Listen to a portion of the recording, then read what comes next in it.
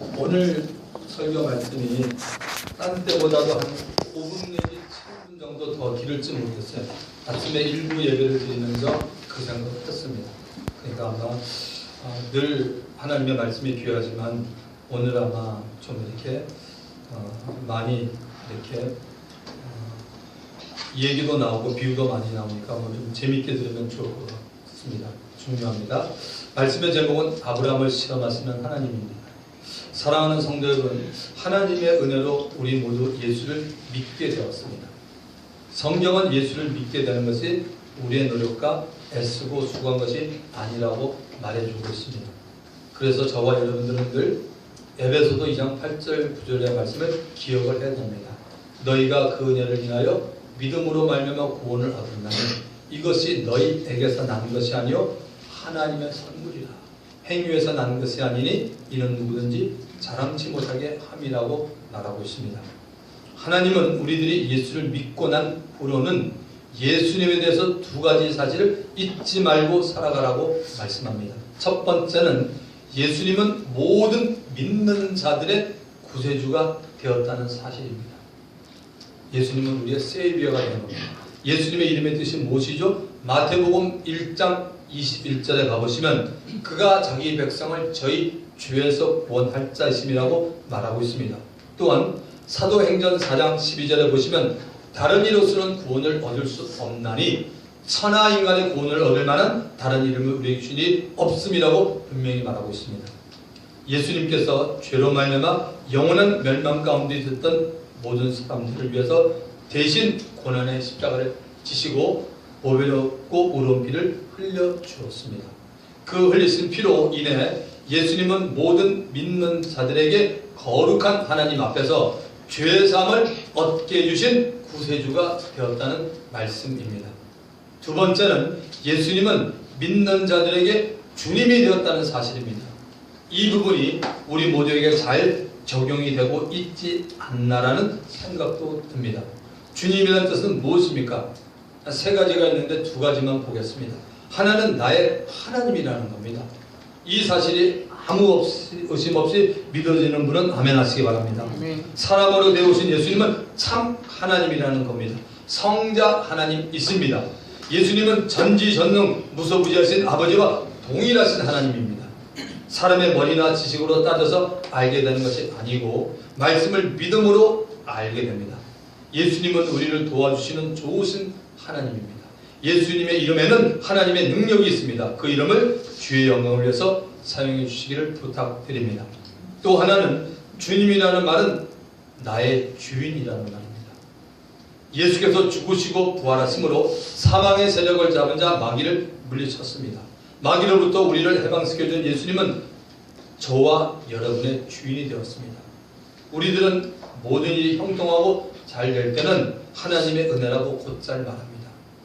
그러면서도 삶의 주인은 자기 자신이라고 생각하고 살아갈 때가 종종 있습니다. 반대로 고난 오기 시작하고 형편이 잘 안 풀릴 때는 삶의 주인이 내가 아니고 예수님인 것을 깨닫기 시작합니다. 예수님이 내 삶의 주인이라고 믿고 생활하는 성도들은 삶이 변하기 시작합니다. 이 말은 누구나 고난을 통과해야 삶이 변화될 수 있다는 말씀입니다. 고난을 당해보지 않았거나 고난을 그저 다른 사람의 얘기로만 듣고 있었던 사람들은 삶의 변화가 없었을 겁니다. 우리 자신을 비롯하여 우리 주위에 있는 사람 가운데는 자신은 변화되지 않아도 된다 혹은 변화되는 자신의 모습을 싫어하는 사람도 더러 있습니다. 사랑하는 성도 여러분, 마음의 결단도 신앙에는 중요한 역할을 하고 있습니다. 나는 변화되어야 한다. 나도 변화될 수 있다고 결단을 하셔야 합니다. 예수님을 그렇게 오래 믿어도 삶이 변화되지 않는 사람들은 예수님은 내 삶의 주인이라고 생각을 하지 않고 살기 때문에 그렇습니다. 또한 자신은 이 정도면 되고 내 옆에 사람은 변화되어야 한다고 생각을 하기 때문에 그렇습니다. 우리 옆 사람에게 이렇게 말합니다. 제가 변화되어야겠습니다. 자, 우리 앞뒤 사람에게 이렇게 말합니다. 다 함께 변화됩시다. 네. 이 말할 때 좀 언짢은 마음이 들면 이게 전혀 아닙니다. 아주 좋아야 됩니다. 그러면 이제부터는 모든 설교가 은혜롭게 들리고 나에게 주시는 하나님의 말씀이라고 깨닫기 시작합니다. 아멘. 자, 본문 말씀에 들어가기 전에 한 가지를 물어보고 싶습니다. 하나님은 나를 시험하실까요? 안 할까요? 여기 시험이라는 건 뭐냐면 테스트입니다. 영한 형제가 다음 주에 시험을 보는데 하나님은 우리를 시험하실까요? 안 하실까요? 답은 yes, 네 합니다. 분명히 기억하세요. 하나님은 우리를 시험하십니다. 하나님은 하나님 자녀를 반드시 시험합니다. 그 이유가 중요합니다. 그 이유는 복을 주시고 믿음을 확인하기 위해서입니다. 하나님이 왜 저를 시험하냐? 복을 주고 우리의 믿음을 확인하기 위해서입니다. 이 믿음을 확인한다는 것은 하나님을 하나님으로 믿고 그분을 경외하고 인내하라는 것입니다. 우리들이 거듭난 하나님의 자녀라면 반드시 하나님은 믿음에 대해서 테스트를 합니다. 마귀의 시험과 하나님의 시험은 다릅니다. 마귀는 성도들을 유혹해서 죄를 짓게 만드는 것이 목적입니다. 마귀가 시험에 빠뜨린다고 합니다. 그렇게 해서 하나님과 우리의 사이가 점점 멀어지게 만드는 것입니다. 마귀의 유혹은 여러분 아주 달콤합니다. 마귀의 유혹은 되게 육신적으로 찾아옵니다. 마귀의 유혹은 거짓 것을 진짜인 것처럼 포장하고 들어오는 데도 있습니다. 그러나 하나님의 시험은 영적으로 옵니다. 여러분, 하나님의 시험은 영적으로 옵니다. 하나님의 시험은 달콤하지 않습니다. 그러므로 하나님의 시험을 받을 때는 좋아하는 사람이 거의 없습니다. 하나님의 시험에는 반드시 이유가 있다는 사실을 꼭 여러분 믿으셔야 합니다. 하나님의 시험을 통과하면 귀한 진리를 깨닫게 됩니다. 제가 산호세에서 목회할 때 제자 모임을 통해서 성도들의 믿음을 엿볼 수 있었습니다. 문제도 주어보고 물어보기도 하면서 말씀에 기초한 믿음을 테스트하고 있었습니다. 당시 시험 본다고 하면 거의 다 좋아하지 않았습니다. 성도들이 시험을 보는 것이 적합하지 않다는 이유를 이렇게 말합니다. 목사님, 시험을 꼭 봐야 합니까? 기억력이 전 같지 않고 많이 떨어져서 그렇습니다. 시험을 본다고 하면 사람들이 성경 공부에 안 나올 것입니다 하면서 저에게 어떤 하나의 보이지 않는 그런 무형의 협박 비슷하게 얘기합니다. 그냥 은혜로 하는 것이 좋지 않아라고 말합니다. 자, 편하게 신앙생활을 하려는 성도들은 지금도 똑같은 말을 한다고 봅니다. 제가 왜 성도들에게 배운 것에 대해서 확인하고 싶어 시험을 보자고 했을까요? 골탕을 먹이기 위해서일까요? 성도들이 예수 안에서 참된 신앙을 갖고 말씀과 함께 하나님을 경험하는 일에 도움을 드리기 위해서입니다. 시험을 통해서 그 성도는 성경이 말하는 복받는 사람이 됩니다. 세상에서는 사람의 외모나 자격이나 실력을 보고 그 사람을 인정을 하고, 하지만 교회는 영적인 공동체이므로 교회가 든든하게 선하기 위해서는 그 사람의 영적인 것을 보게 됩니다. 영적으로 사람을 본다는 말은 이런 말입니다. 이 사람이 하나님 앞에 어떤 모습이고, 또한 교회 앞에는 어떤 모습이고, 또 세상에서는 어떤 모습이냐 하는 것입니다. 이 모습을 알기 위해서는 성경의 말씀으로 테스트를 해보지 않고는 그 사람의 참다운 모습을 알 수가 없습니다. 우리가 말씀을 바로 분명하게 정확하게 알면 그 사람의 신앙을 성령께서 바르게 인도해 주실 거라는 확신이 저에게는 있습니다. 그 사람의 신앙을 알게 될 때 무엇을 말해줘야 하며 또 이 사람에게는 어떤 종류의 신앙 훈련이 필요한지를 알 수가 있기 때문입니다. 아브라함의 모습을 보면서 하나님께서 주시는 시험 문제가 무엇이었는지, 또 그 시험에 어떻게 합격을 했는지 알아보도록 합니다. 자, 본문의 말씀을 보겠습니다. 히브리서 11장 17절을 보겠습니다.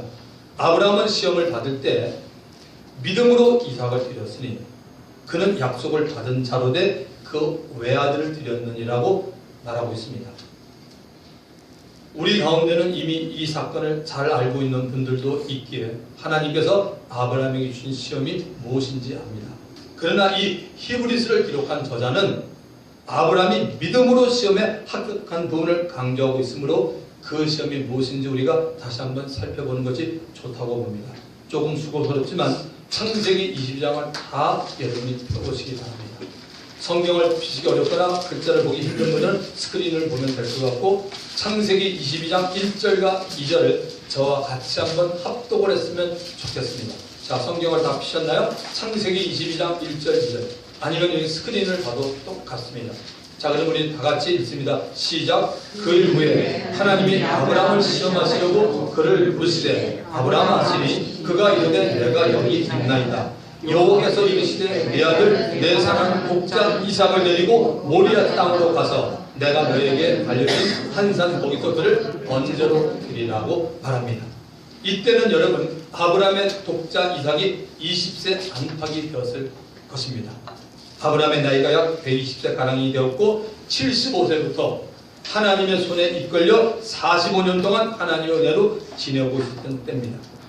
신앙생활을 오래 한 사람이라도 하나님이 보시기에 아브라함처럼 아직은 영적으로 살아있는 사람이라면 하나님께서 나이에 상관없이 그분에게 복 주기를 원합니다. 하나님은 복을 주기 위해서 그 사람의 신앙을 테스트합니다. 성도 여러분, 영적으로 사시기 바랍니다. 영적으로 깨어있으시기 바랍니다. 영적으로 살아있으면 언제든지 하나님의 복을 받을 수 있기 때문입니다. 깨닫게 되기 바랍니다. 아브라함이 그동안 수없이 크고 작은 하나님의 시험을 쳐왔습니다.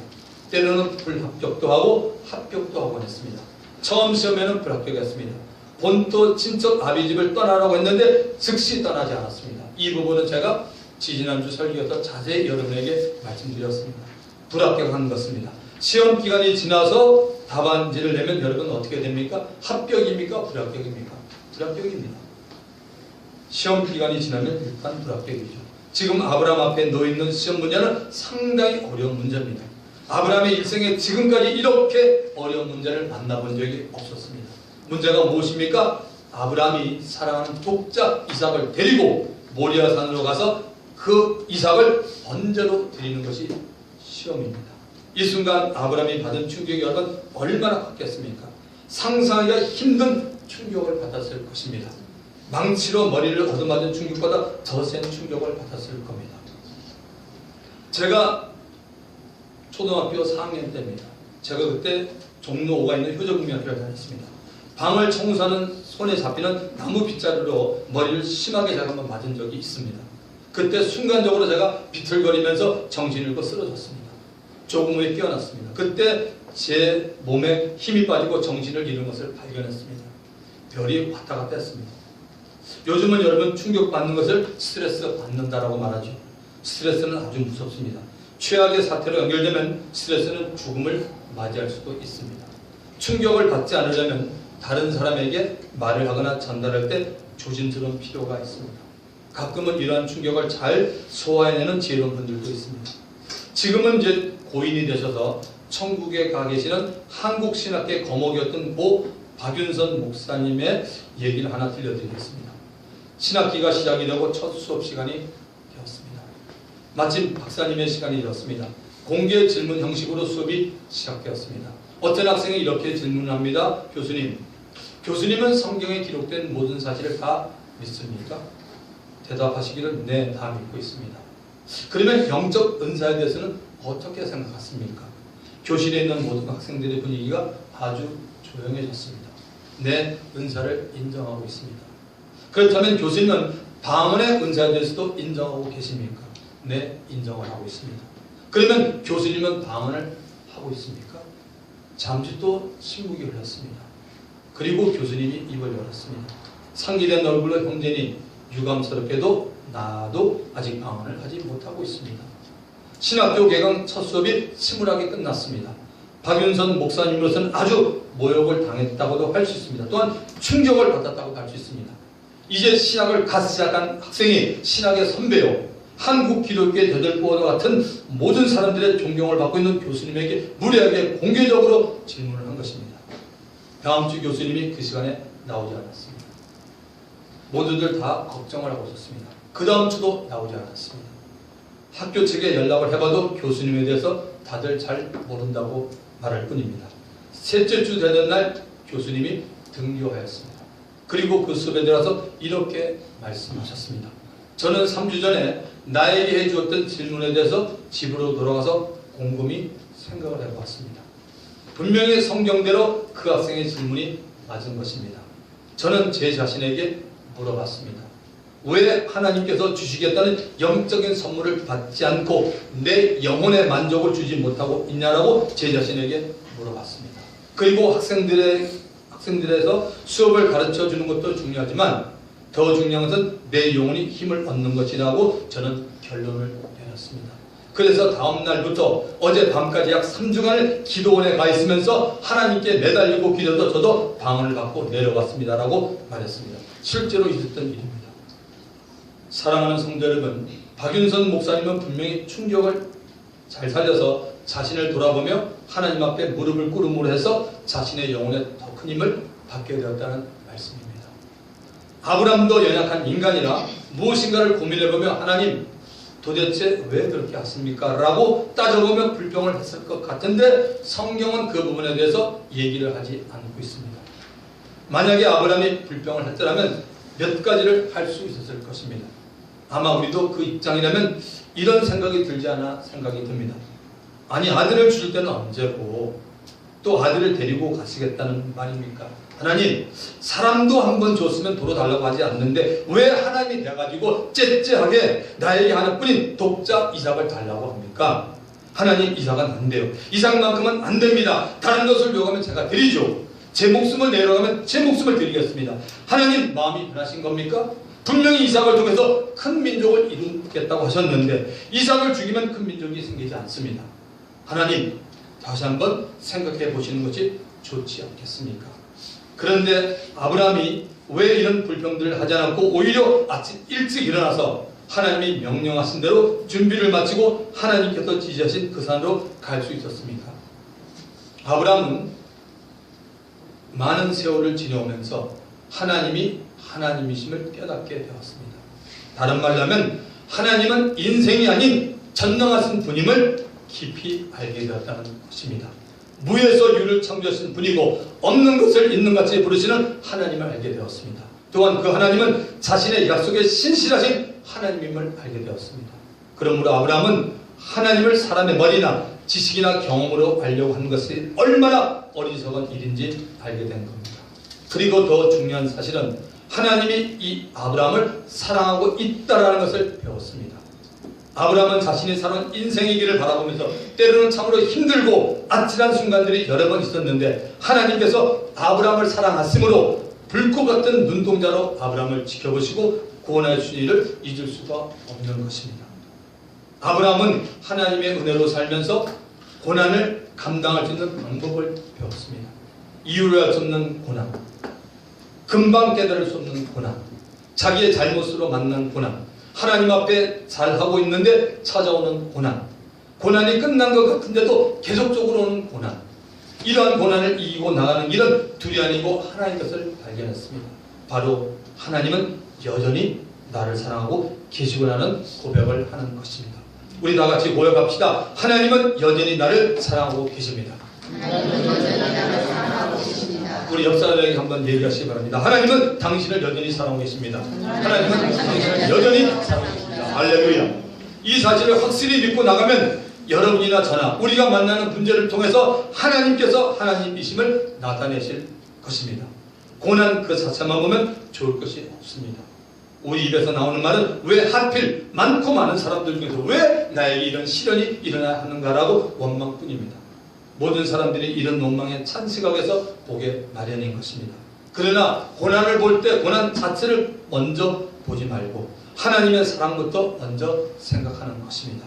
하나님은 지금도 나를 사랑하고 있는데 그런데도 하나님께서 이런 어려운 일이 일어나게 하셨다. 그러면 이 고난은 반드시 하나님의 뜻이 있을 거다. 나를 사랑하시는 하나님께서 나에게 주는 것이라면 기꺼이 감당하자. 그리고 하나님께서 나를 통하여 이루려는 뜻을 조금도 오차없이 이루도록 하자. 이것이 어려운 시험을 만났던 아브라함의 신앙 고백인 것입니다. 이제 다시 히브리서로 돌아갑니다. 히브리서 11장 17절을 봅니다. 아브라함은 시험을 받을 때 믿음으로 이삭을 드렸으니 저는 약속들을 받은 자로 돼 그 외아들이 되었느냐고 말하고 있습니다. 여러 차례 어려움을 통해서 하나님이 누구인지를 알게 된 아브라함에게는 어떤 시험도 두렵지 않았습니다. 우리가 하나님을 잘 모를 때 어려움이 찾아오면 두려워할 수 있습니다. 그러나 하나님이 누구인지를 잘 알고 또 알고 있는 대로 믿고 의지하고 나간다면 우리 모두는 하나님께서 주시는 시험을 겁내지 않을 것입니다. 그 시험은 저와 여러분 우리를 유익하게 하기 때문입니다. 아멘. 가끔 서로의 생각을 잘못 이해할 때 편견으로 인한 오해로 생기는 뼈아픈 일도 있습니다. 우리에게는 우리의 색안경을 끼고 하나님을 보고 사람들을 대하고 비판하는 나쁜 습관들이 있습니다. 제가 존경하는 김 목사님이 계십니다.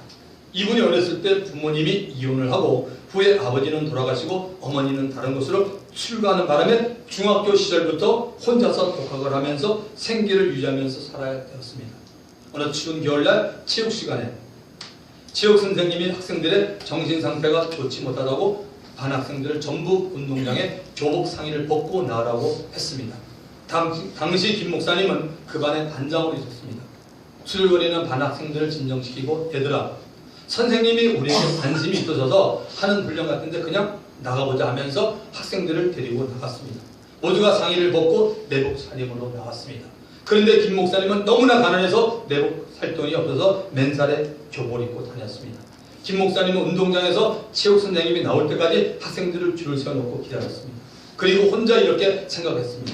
선생님이 자기를 칭찬해 줄 거라고 생각했습니다. 이 추운 겨울 날씨에 선생님이 말씀한 것을 지키기 위해 어쩔 수 없이 맨몸으로 서 있어야 되었기 때문입니다.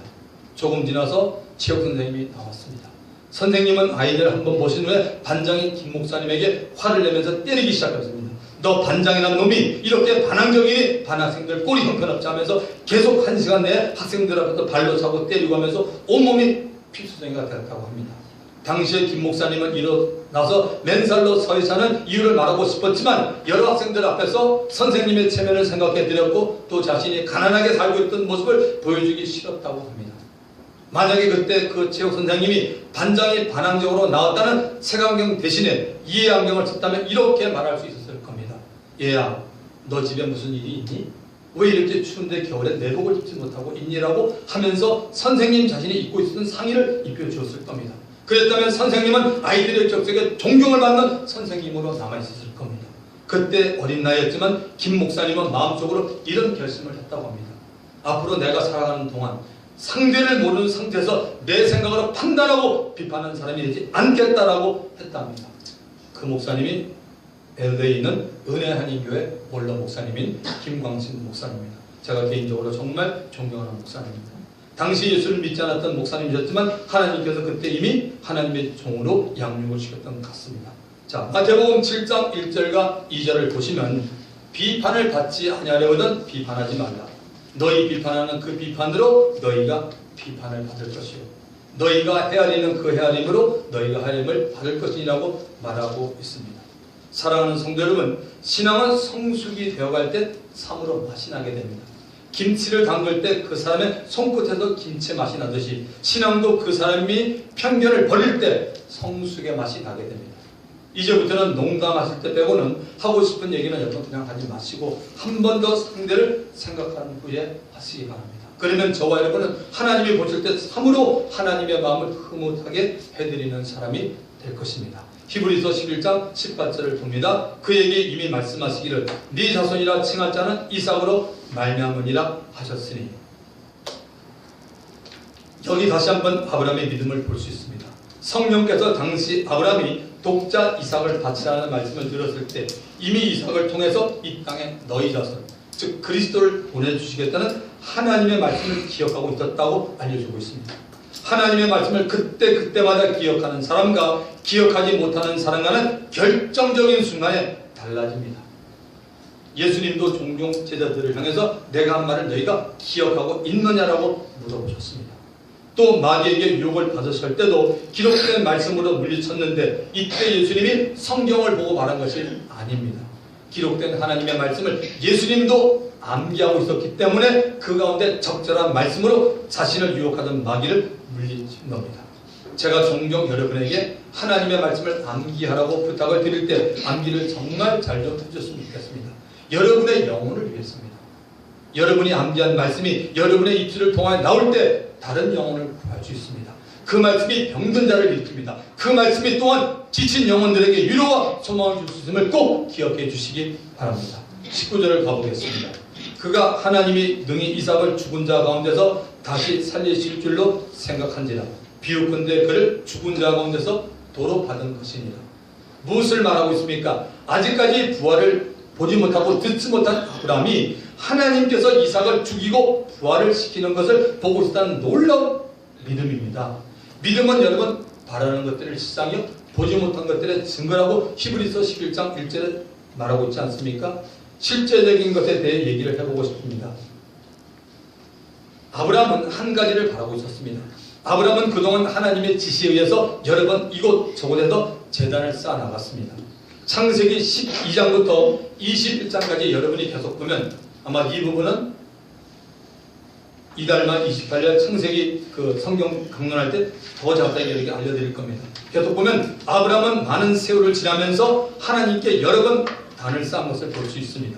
그때마다 하나님은 만족하였습니다. 그러나 지금까지 한 번도 하나님께 제사로 드려진 제물이 사람인 적은 없었습니다. 더구나 아들 이삭을 바치라고 하셨으니 여기는 아주 깊은 영적인 비밀이 있을 것입니다. 하나님이 아들 이삭을 죽여도 도로 살려놓을 것입니다. 이유는 분명히 알 수 없지만 하나님이 이삭을 죽이기를 원하고 있고 그 죽인 이삭을 살리기를 원하고 계신다는 겁니다. 왜냐하면 이삭을 통해서 그리스도가 이 땅에 오신다고 약속을 하셨는데 하나님 자신이 그리스도가 오는 길을 막지 않을 것이라고 생각하는 것입니다. 그렇다면 지금 하나님이 나에게 요구하시는 독자 이삭을 바치려 하는 일에 내가 할 일은 하나님의 말씀에 순종해서 그분을 기쁘시게 해드리는 것이 내가 할 전부라고 생각하는 것입니다. 창세기 22장 9절 10절을 한번 보실래요? 하면 스크린을 봐도 됩니다. 창세기 22장 9절 10절을 보시면 하나님이 그에게 일러주신 곳에 이런지라 아브라함이 그곳에 제단을 쌓고 나무를 버려놓고 그의 아들 이삭을 결박하여 제단 나무에 놓고 손을 내밀어 칼을 잡고 그 아들을 잡으려 하니 이 아브라함의 순종에 대해서 하나님께서 어떤 반응을 보이셨습니까? 창세기 22장 12절에 보시면 사자가 이르시되 그에게 네 손을 대지 말라. 그에게 아무 일도 하지 말라. 네가 네 아들 네 독자까지 내게 아끼지 아니했으니 내가 이제야 아브라함 네가 하나님을 경외하는 줄 아노라고 말합니다. 아무도 알지 못하고 있었던 하나님의 생각이 여기에 드러납니다.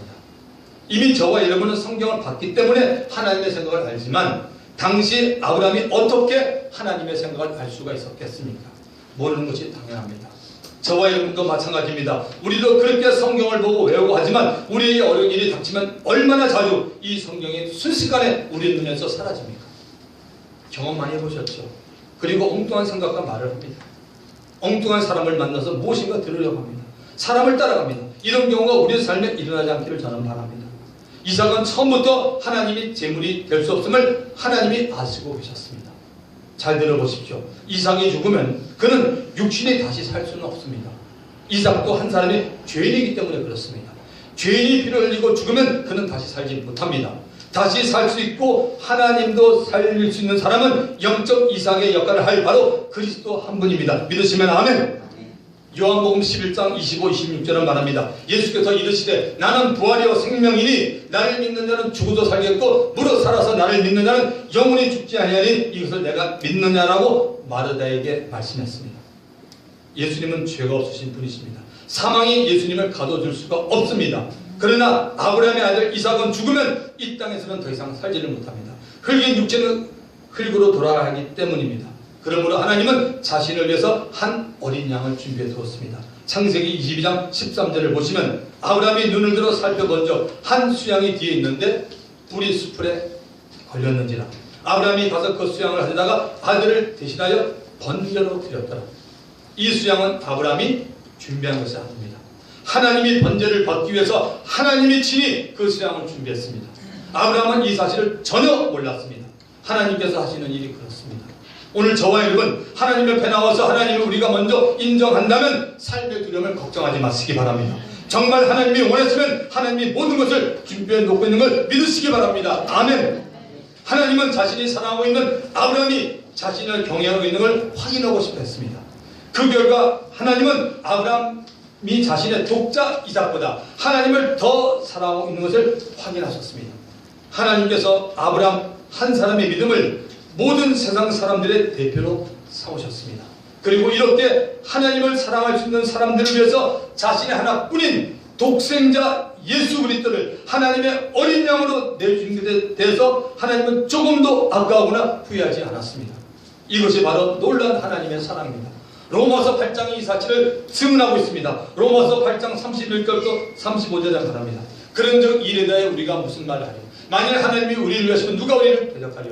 자기 아들을 아끼지 아니하시고 우리 모든 사람을 내주시니까 어찌 그 아들과 함께 모든 것을 은사로 주지 않겠냐? 누가 능히 하나님의 택하신 자를 송사하려? 의롭다 하시는 하나님이여, 누가 정죄하려? 죽으실 뿐 아니라 다시 살아지는 그리스도 예수시니 그는 하나님 우편에 계신 자 우리를 위해 간구하시느냐? 누가 우리를 그리스도의 산에서 끊으냐? 환난이나 공고나 기근이나 적시나 위험이나 칼이나 기록된 바 우리가 종일 주를 죽음을 당케 되었다라고 말하고 있습니다. 주 안에서 사랑하는 성도 여러분, 예수 그리스도의 사랑에서 아무도 끊을 수 없다라고 성경은 알려주고 있습니다. 우리를 사랑하고 계시는 하나님은 우리가 하나님을 경외하고 있는 것을 확인하고 싶어합니다. 기억하세요. 하나님은 저와 여러분 한 사람 한 사람에게 너 정말 나를 사랑하니? 너 정말 나를 경외하고 있는 이것을 하나님은 끊임없이 확인하기 원하시는 분이십니다. 그러므로 하나님께서 주신 어떤 시험이라도 감사하게 받아들이는 하나님을 경외하는 귀한 주의 백성이 다 되기를 예수님의 이름으로 축원드립니다. 오늘 이 시간 준 말씀을 기억하면서 하나님 앞에 우리 2분 동안 주님 한 번 부르고 통상이 납니다. 주여 하나님 아버지 감사드립니다.